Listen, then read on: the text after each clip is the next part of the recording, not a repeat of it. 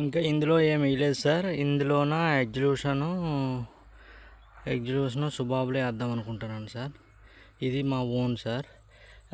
ఇది అయిపోయిన తర్వాత ఇగోండి పక్కన ఇంక ఇదంతా ఉంది, ఇది ఒక 5 ఎకరాస్. దీన్ని కూడా రెడీ చేద్దాం బాగుంటే అది సార్.